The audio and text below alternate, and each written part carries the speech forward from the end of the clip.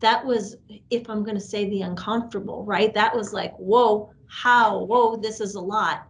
But luckily for the way that we're structured, we are B2B, but we also have a lot of B2C plays, especially when you talk about, we love talking to our direct consumers, social and whatnot. And we do have, at some of our trade shows, we are working directly with our end consumers. I mean, we very, very lovingly call them the Twisted X cult, because those that wear Twisted X are obsessed with the product, which honestly, for me, a lot of this is now it's about harnessing that, and how are we going to take that super powerful network of those that love and adore our product and basically amplify it and let them now help us sell, which is the part of my job of where we're at now.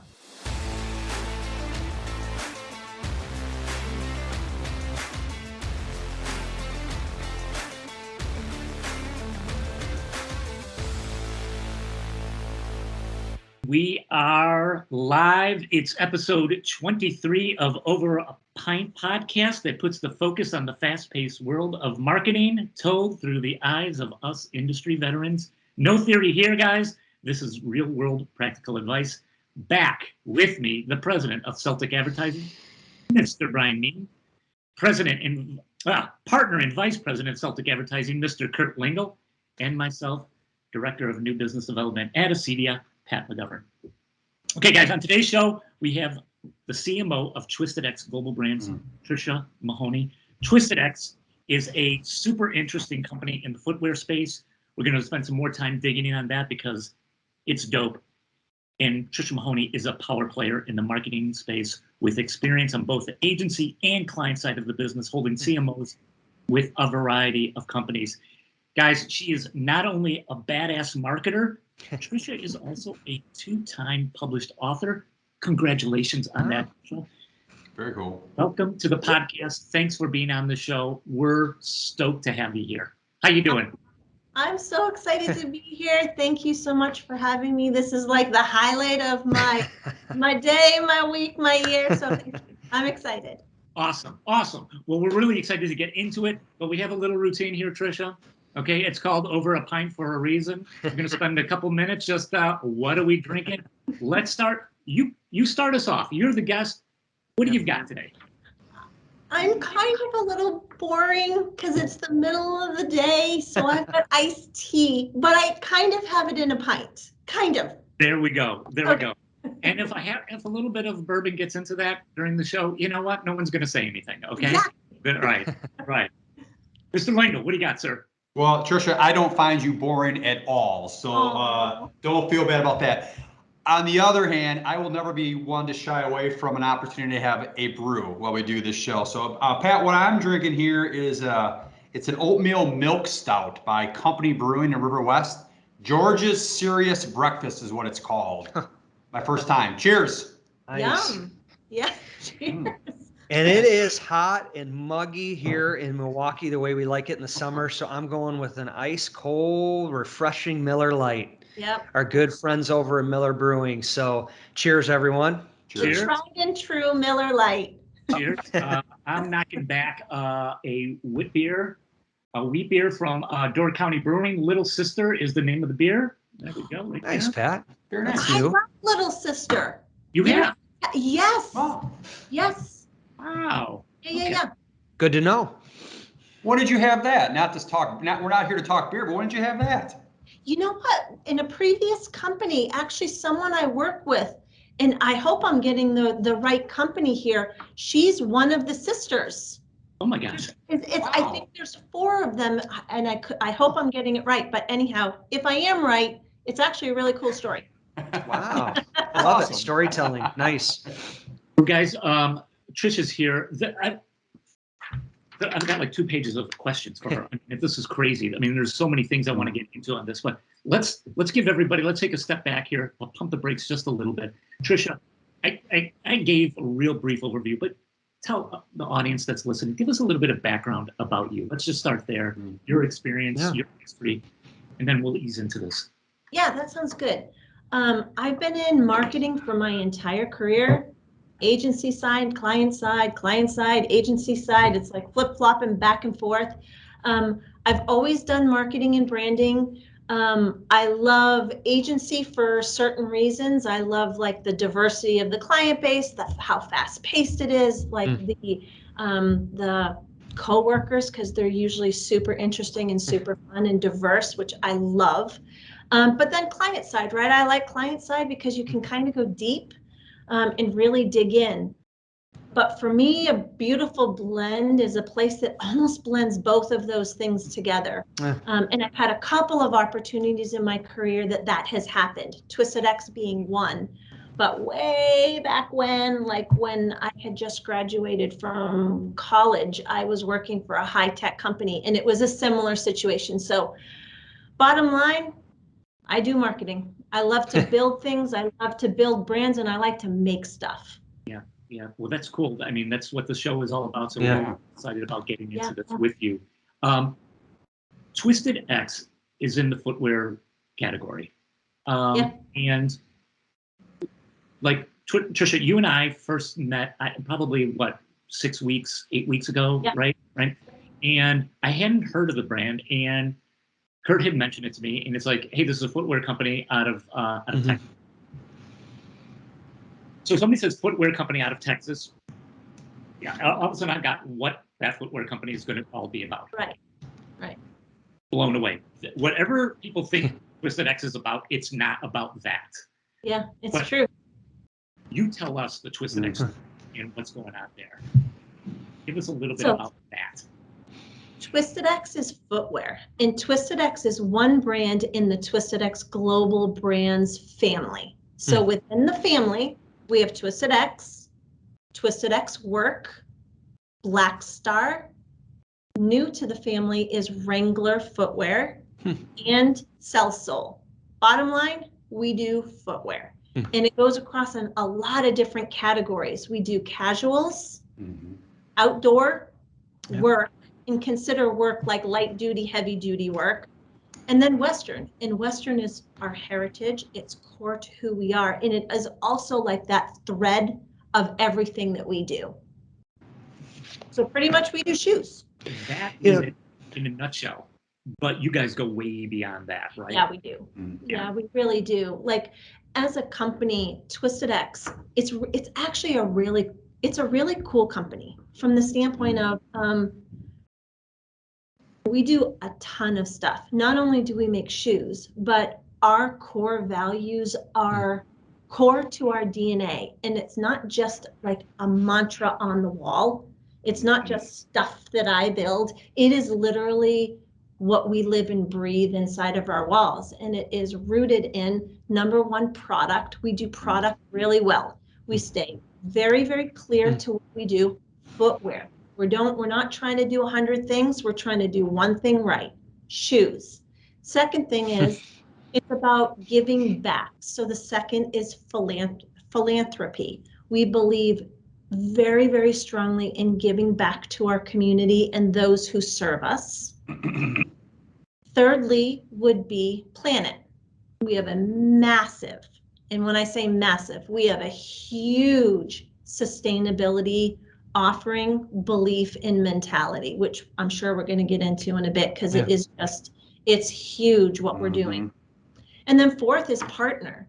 And, in the marketing world, right, partner, it's like a word that you kind of throw around all the time, and it's like a headline, but it really, truly is. We consider ourselves partners to our retailers. We are B2B.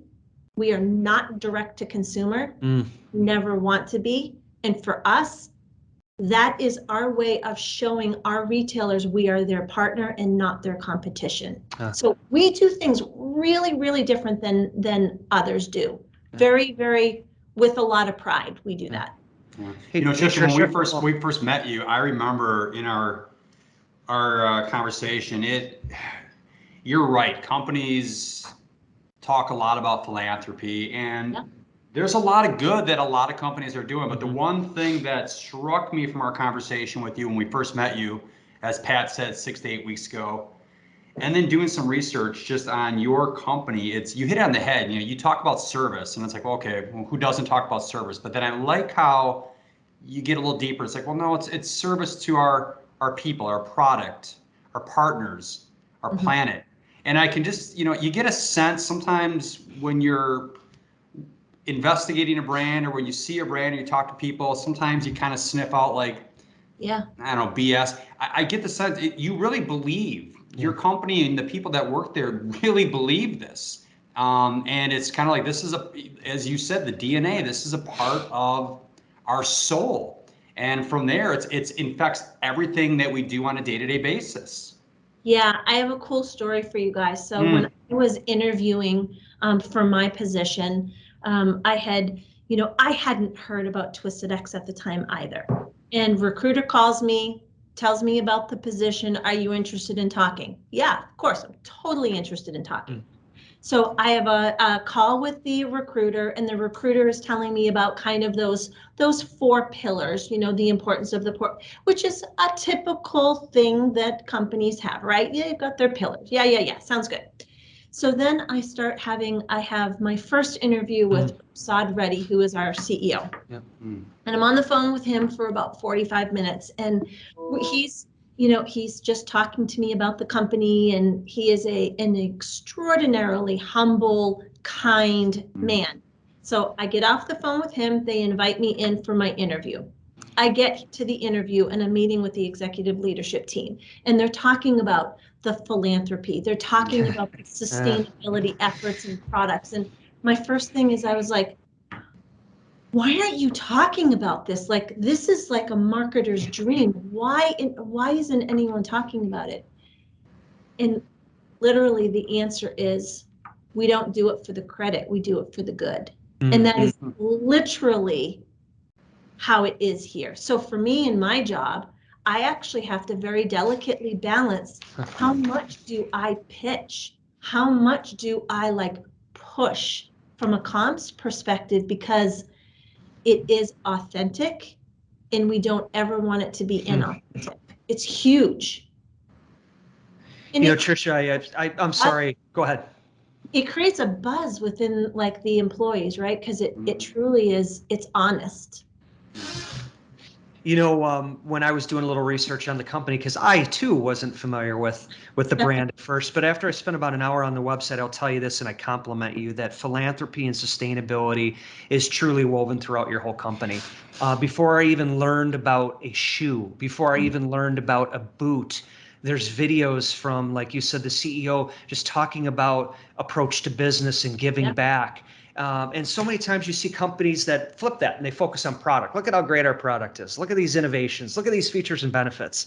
And what I loved about what you did is you really reversed that and said, let's talk about our belief system first and what drives us, and then we can get into shoes. So thank you for that. The question that I have is, you were born in Western boots, right? I mean, it's like I see the beautiful boots that are on there, but now I saw a lot of casual and work where I'm like, those are slick. I don't wear cowboy boots. I'm sorry. I live in Milwaukee, so we don't wear cowboy boots. But some of the other stuff I saw, I really liked. How did that happen? How did that evolve from being this Western brand into being really a brand that appeals to a wide audience? Okay, another cool story. So Prasad Reddy, by the way, he's brilliant. So Prasad, company was founded in 2005. Fast forward a few years, company wasn't doing so well. Prasad came in to kind of look at the books and kind of assess the business. It was deemed at that time by Prasad, he was like, oh gosh, we got something here, let's fix it. He was brought on board to be CEO. And at that time, when he came on board, he wasn't from the Western boot business. He was from athletic footwear. Okay. So when he came to Twisted X, at the time, it was Twisted X boots. It was only cowboy boots at the time. Yeah. Now we're in Texas, and it's hot in Texas, middle of summer. Between let's just call it between June and August, sales, 0, because no cowboys are buying boots. It's too hot. So Prasad at that point, I mean, he's like, why are we selling? Where are the sales? What's happening? So at that point, Prasad deemed okay that he was going to bring a casual offering to the cowboy and cowgirl, which is where our original, we call it our original driving mock, came to market. 10 years later, more than 1 million pairs sold. You know, it really did change the trajectory of the brand being solely a cowboy boot company. And that's when the transition into more of that casual market took place.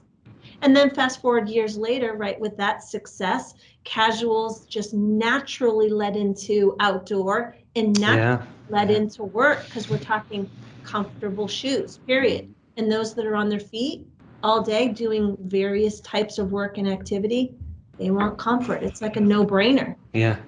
Hey, Tricia, a question I have for you, and I think that's a great story. How you know the brand had to get a little more horizontal so that you could play in a number, which was kudos to your brand and your company for realizing that. From a competitive perspective, we were talking a little bit with before we went on air. We were talking a little bit about trade shows and things like that. Talk to us a little bit about the competitive climate of the boot industry from a vertical perspective, from a and how what kind of arena you're playing in with the boot. Like, how competitive is it? Because I too am not too familiar with it. And how competitive is it from more of the casual field that you're now playing in? Talk a little bit about that. Yeah, boots versus casuals is different. They run at a different timeline. Like we think of like casuals go like this, boots go like this, right? So it's like we're running at two different paces. And when you talk about the competitive set, so the larger, I'll call it the casual area, has a much kind of broader competitive base or competitive set than the traditional cowboy boot business. But we don't view ourselves as a niche, right? We actually very much view ourselves differently than anybody else. We try really hard not to compare ourselves to anyone, what anyone else is doing, because number one, we have crazy speed to market. We love the philosophy of failing fast, and we like to do things different. And I'm going to give you another story about doing things different. So go backwards when COVID is just starting to hit, and this is a direct connection to your competition question. So COVID hits. All of us as the executive team, you know, we get in a room and we're like, whoa, what are we going to do? Like the world is like losing its marbles. What are we going to do? Prasad, again, brilliant businessman, he decides to double down and he decides to increase inventories. Now, everyone else across Western, casuals, work, every category of footwear, they're doing the opposite. Right? They're actually canceling their POs and they're pulling back from their production lines. We are going full force and doubling inventories. Now, at the time, that was a scary thing to do. Now, fast forward where we are now, because supply chain is still an absolute disaster. We are one of the only brands right now that has inventory.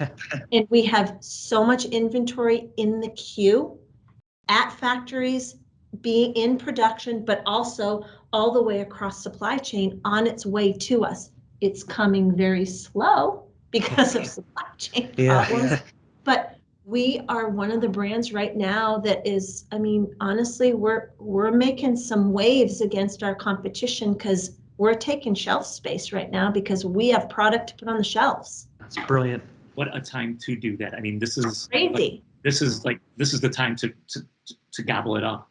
You know, just listening to that story, Tricia, and spending time on the website and talking to you. When I think of shoe companies, I mean, for the most part, I don't really think of very innovative, with the exception of maybe, you know, I guess some of the shoes in the sporting world, like hardcore running shoes. I probably would put Allbirds there, but but man, your company is extremely innovative. I mean, you've got the one shoe that doesn't use glue that I know talk to me about this already. I still can't wrap my head around it. How could this possibly be? I mean, you guys are using crazy types of materials, not using, I mean, you guys are really pushing the envelope. Yeah. Innovation is key to our product. It's what we do. We have every 6 months, we have vowed to bring a new something to the market, right? Whether that is any type of innovation. And for us, innovation can be material, it can be a process, it can be a technology. So comfort is key to us, and so sustainability. So, you know, when it comes to most recent stuff that we've done, you mentioned, Pat, you mentioned the no glue shoe. And yes, so this is the first time that we have ever brought anything like this to the market. It has 3 pieces. Actually, I have one I can show you. It has 3 pieces. It's actually super cool. I'm going to pull it apart so you can actually see it. If I can dig my fingers in here. Okay. So you've got the outsole, you've got the upper, and you've got the midsole. It's 3 pieces, and it's put together through an interlocking stitching system. There's not one drop of glue. I mean, that's crazy. When this was being developed, the insane thing is Prasad kept going back to the development team, and they were putting glue on the lining, and he's like, no glue, go back.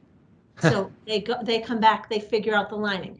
Then they come back and they've got on the midsole, they had a lining and they were adhering it with glue. He's like, no, go back. So finally, after, I mean, it was years in the making, but that's what we do here. It's about pushing the envelope and, you know, very politely saying no, go try again. You can do it. Go try again. And then one of our newest is also comfort in Western. So the Western cowboy boot industry hasn't seen a change in the industry for a long time. We are just now putting our comfort system, our what we call cell stretch, into cowboy boots, and they are like athletic shoes, and we are bringing them to market right now. So for us, it's about innovation. I mean, it's about pushing the envelope and not saying no, and just try and figure it out. You know, Tricia, when you were just telling that story, no, go back. You know, it's the whole the what if, why not, right? What if, why not? That's the mentality. Yeah. Yes. Let me ask you this, and I think that's great, and I think it's a nice springboard to what I want to ask. You know, talk about innovation is key and the whole persistence, but talk about the type of people that are going to be working at an organization like yours. Talk about the culture, because obviously behind any brand, if you're going to have that vision and that believability, you've got to have the right people there to carry the message and the work forward. Talk to us about that culture. If I showed up to work at your organization, what would Kurt see? What would Kurt experience on a day-to-day basis? Talk to us about the culture. You'd see a lot of cowboy boots, belt buckles, and cowboy hats for sure. You'd see a lot of trucks in the parking lot, which is so fun. Diverse, I would say, as we're growing, Twisted X is, I would say, expanding from kind of that traditional cowgirl employee to we're getting more diversity inside of our walls from those with different backgrounds. I mean, I'm probably a good example of that, right? I don't come from the Western community and I don't come from footwear. But what Twisted X does believe in is bringing employees in with different backgrounds. And teaching someone footwear is kind of the easiest part, right? It's like if you bring in those expertise, those individuals with expertise in their field, they can be taught about footwear. But it's really kind of bringing to the table those that might not normally be brought in, but it really does work. Of course, when it comes to product, we bring in product people, because you can't have someone that hasn't built footwear to build your footwear. But yeah, I would say it's diverse. and it is, we're getting deeper within our skill sets within each respective, I'd say, siloed area within the company as we grow, because we are growing very quickly as well. Awesome. Yeah. Tricia, let's do this now. Let's take a pivot a little bit and let's talk about you. And you just mentioned something very interesting. You said, hey, I don't come from a footwear background. So you land the job. Yeah. You're now CMO, no footwear experience. Tell us, like, what were some of the biggest surprises, both positive and negative, when you came in here? Like, what's that world like? Okay, that first couple months for you. It was like a tornado. I mean, it really was. When I came in, it was me and one other employee at the time. And it was Twisted X at the time. Marketing wasn't a focus before I was brought on board. And marketing kind of was, I would say, marketing was a photocopy off of the inkjet for going to a trade show. That was marketing. So when I was brought on board, it was building absolutely everything from the ground up.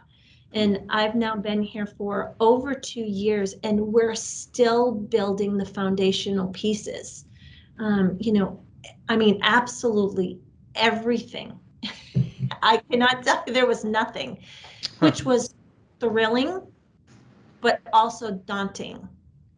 But it's really, really cool over these many months and now turning into years, which is really exciting. My team has grown exponentially, and you know, now the work that's coming out of the group, I'm actually really very proud of it, of actually what's hitting the market. And there's more and more coming. We have packaging that's going to be hitting soon. We've got a new website that's going to be launching hopefully in the next couple of weeks here. I mean, we've got some of those big brand building things that will help all of our sales reps and our retailers and our end consumers to better understand who we are and what we offer. And so you get in there, it's a whirlwind, and that is like an amazing story. And we've heard that a lot. It's like, what's marketing? Why do we even need this? So Right. You're brought in, turn things around. Tricia, talk about your background and getting in here. Like, you had B2C experience, but now B2B world. How is that different? Again, what were the surprises there for you? Because that's kind of a different animal, right? It's not the same thing. And talk a little bit about that and what you learned on that side of things. So my background, when I first entered the job market after college, I was B2B, and like I lived in high tech world, B2B. .com, when .com was like literally in its infancy at that point. So B2B, I'm actually super comfortable in B2B. A little bit of the B2C on the client side is where I hadn't been. So for me, that was, if I'm going to say the uncomfortable, right? That was like, whoa, this is a lot.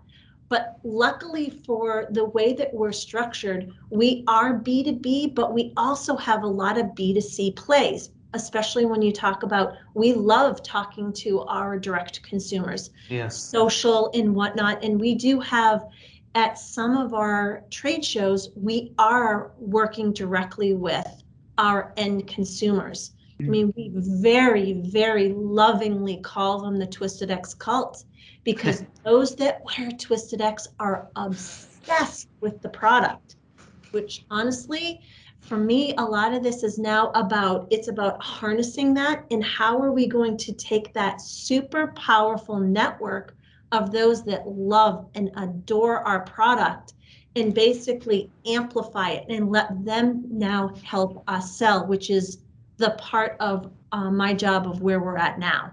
It's going beyond the building. It's now about, okay, we're now ready to like literally launch. Let's go. I love it. I have a question for you, Tricia. We all know the pandemic. We don't need to jump into that, but all companies had to pivot.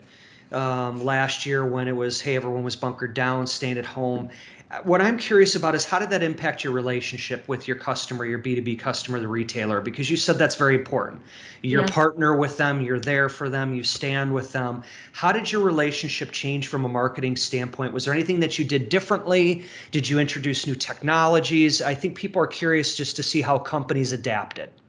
Yeah, we did, and we continue to do that now. So when the pandemic hit, it was, first of all, luckily for us, many of our retailers are considered essential, right? Because we were selling, the product that they were selling to was selling for that essential worker, construction, and also agriculture, right? I mean, the farm and feed stores, they were essential. Thank God they were, because we sold a ton of product. So in reference to like, what did we do? We pivoted in a lot of different ways. We doubled down on that inventory. We actually increased our customer service department so we could help field calls.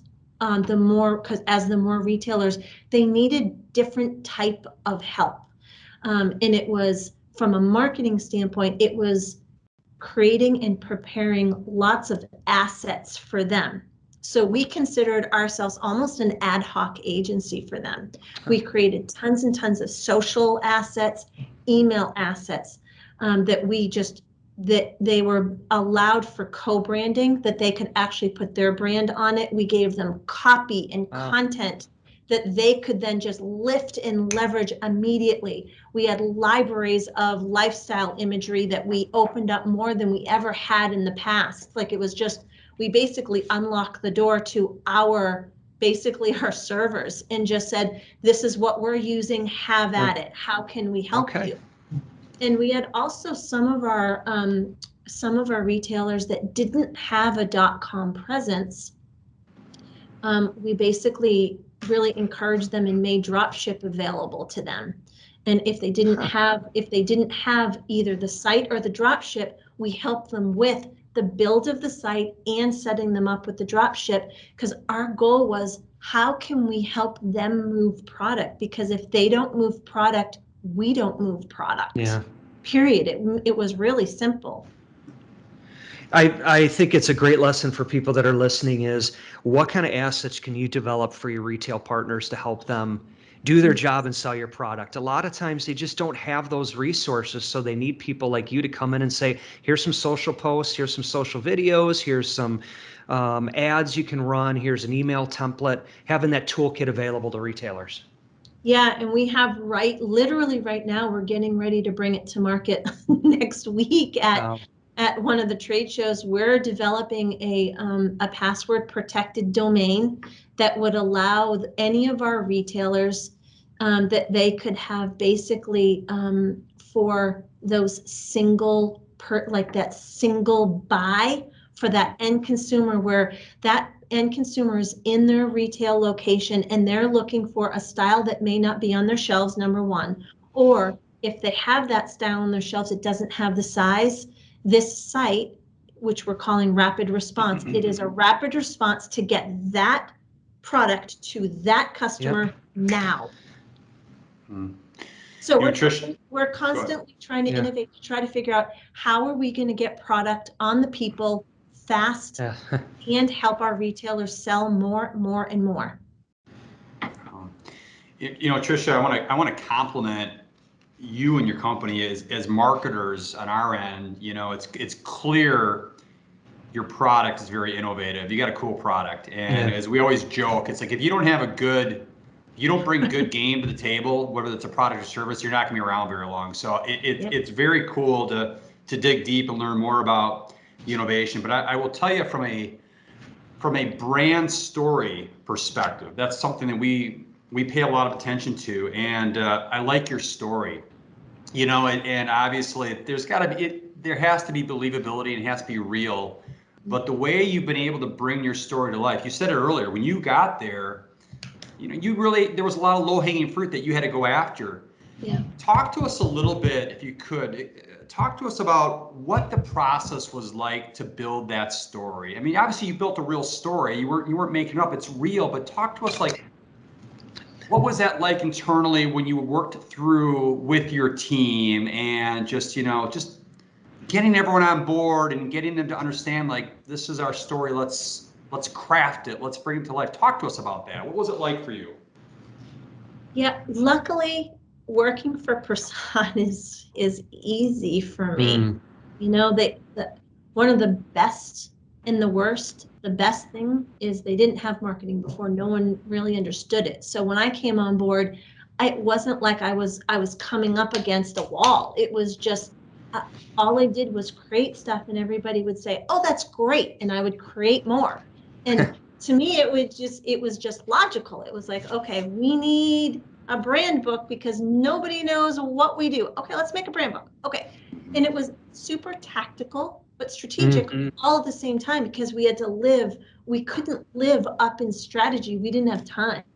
We had to execute immediately, but try to execute strategically so that as we were telling the stories, that we were telling the story holistically.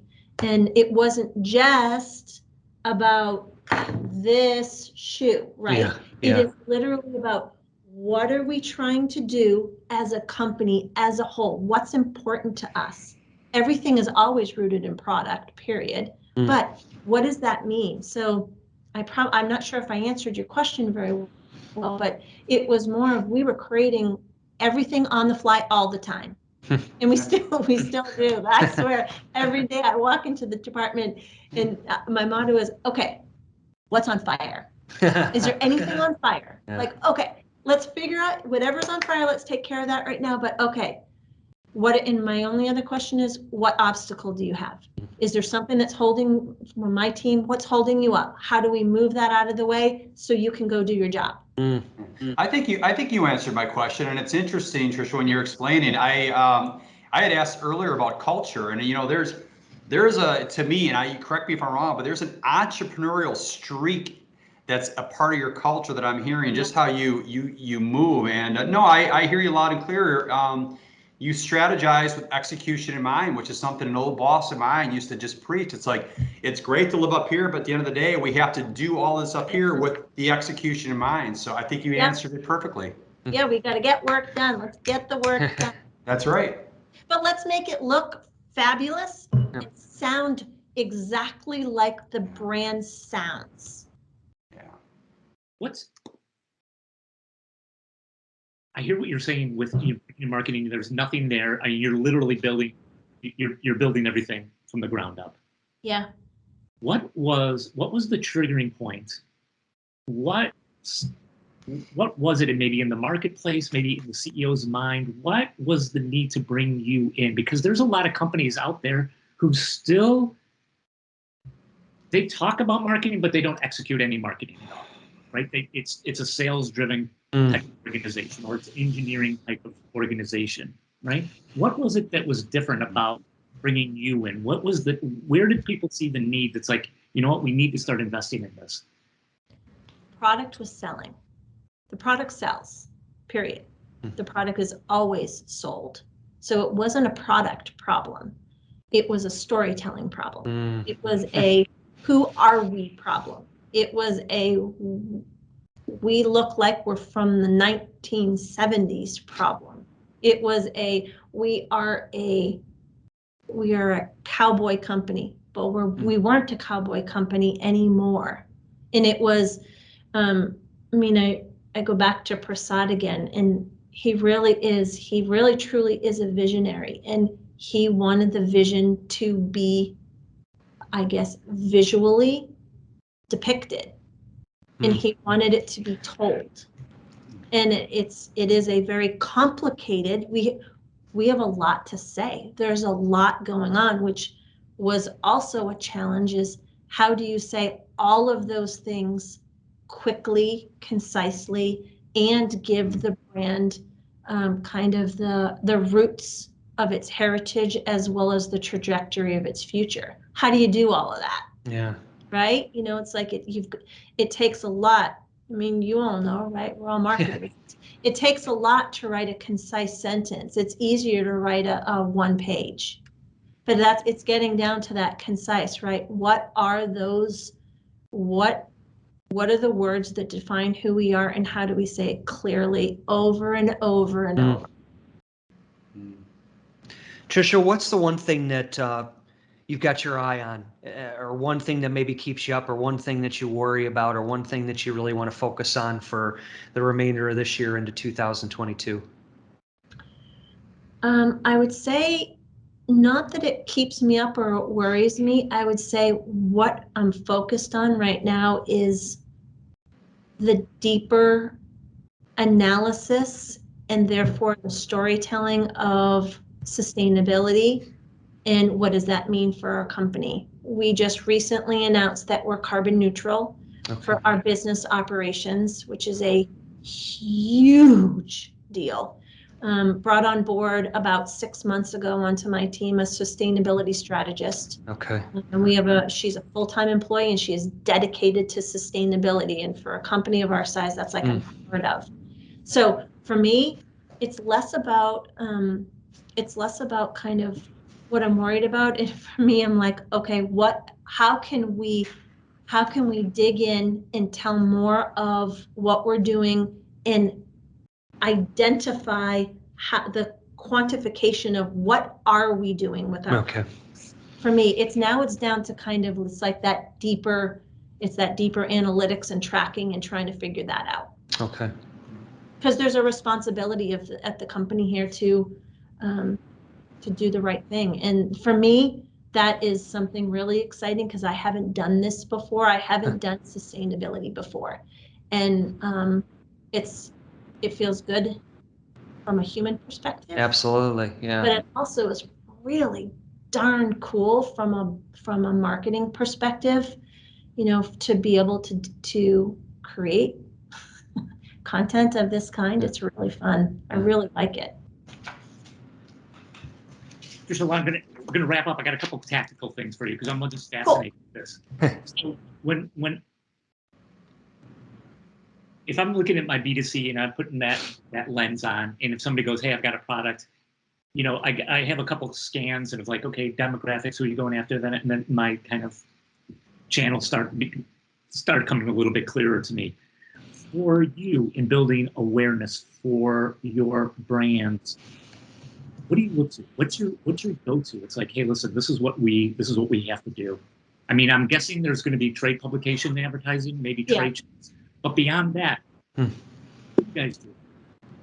We do some trade shows. We do, a handful of, and they're mainly focused to footwear, right? I mean, that's all we do is shoes.